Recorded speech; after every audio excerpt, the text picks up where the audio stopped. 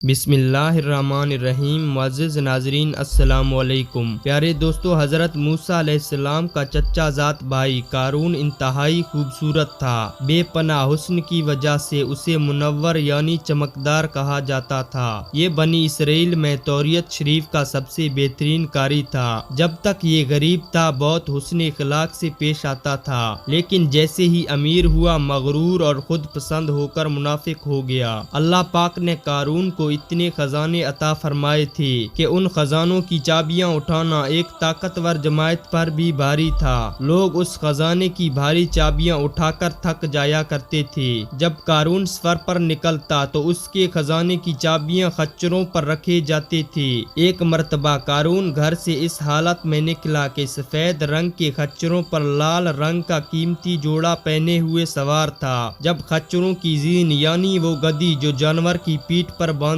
جاتی ہے سونے کی تھی، اس کے ساتھ ہزاروں لونڈیاں اور غلام ریشمی لباس زیورات پہنے سجے ہوئے گھوڑے پر سوار تھے اور تختے۔ اسی طرح ایک مرتبہ قارون نے ایسا مکان بنوایا جس کا دروازہ سونے کا تھا اور اس مکان کی دیواروں پر سونے کے تختے بھی لٹکائے گئے تھے۔ بنی اسرائیل اس کے پاس کھانے پینے آتے تھے اور قارون کی تفریح کا سامان کیا کرتے تھے۔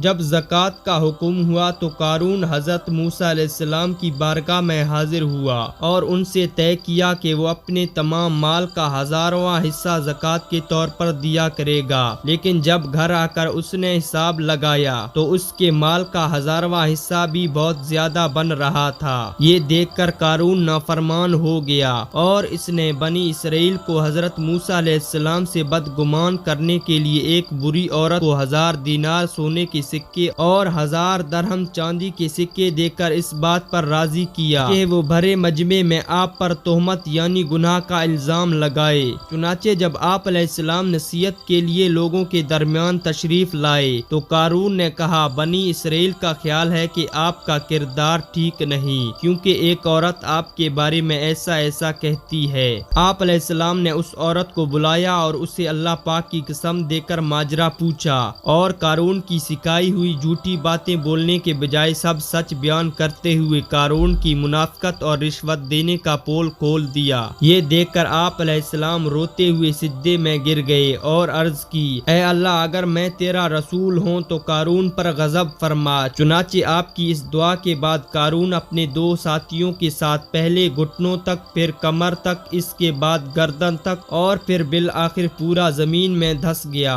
اور یہی حال اس کے مال اور خزانے کا بھی ہوا۔ پیارے دوستو، غرور، تکبر اللہ پاک کو سخت ناپسند ہے۔ ہمارے پاس بڑا منصب ہو یا نہ ہو، زیادہ مال دولت ہو یا نہ ہو، ہر حال میں عاجزی کرنی چاہیے۔ جو اللہ پاک کے لیے عاجزی کرتا ہے اللہ کریم اسے بلندی عطا فرماتا ہے، اور جو دولت کی وجہ سے نافرمانی کرتا ہے اس کا انجام دنیا آخرت میں ذلت اور رسوائی ہی ہوتا ہے۔ اسلامک ویڈیو دیکھنے کے لیے ہمارے چینل کو سبسکرائب کریں، ساتھ بیل آئیکن کو دبائیں۔